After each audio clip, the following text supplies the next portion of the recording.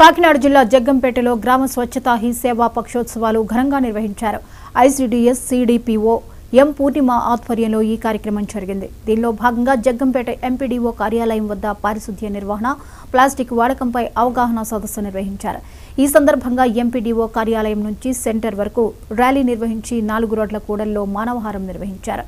బేటీ బచావో బేటీ పడావో పౌష్టికాహారం వినియోగం, పారిశుద్ధ్యం, ప్లాస్టిక్ వాడకంపై అవగాహన కార్యక్రమాలు ఏర్పాటు చేసినట్లు సిడిపిఓ పూర్ణిమ చెప్పారు.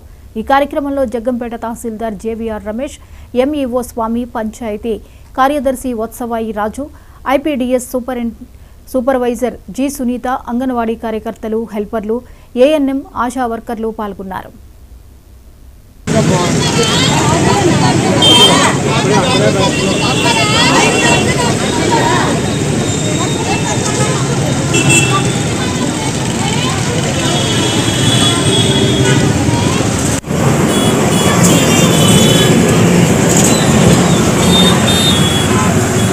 రోజు స్వచ్ఛతా హీ సేవా భాగంగా మా డిపార్ట్మెంట్ తరఫు నుంచి పారిశుద్ధ్యం గురించి అలాగే ప్లాస్టిక్ వాడకం గురించి అందరికీ ఒక అవగాహన కల్పించాలని మానవహారము, అలాగే మా డిపార్ట్మెంట్ కి సంబంధించి ఏమైతే మేము పోషణ మహోత్సవాలు జరుపుతున్నామో అదొకటి, అలాగే బేటీ బచావో బేటీ పడావో ప్రోగ్రామ్ గురించి, అలాగే న్యూట్రిషన్ ఫుడ్ గురించి, ఇవన్నిటి గురించి అందరికీ తెలియచేయడం జరుగుతుందండి.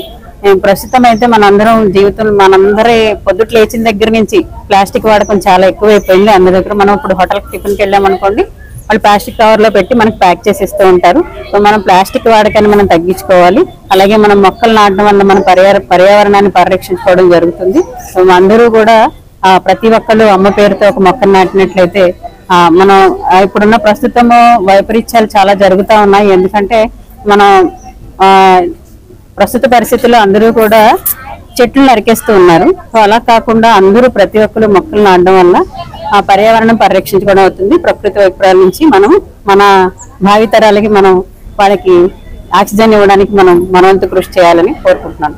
ధన్యవాదాలు. ఈరోజు స్వచ్ఛతా హీ సేవా భాగం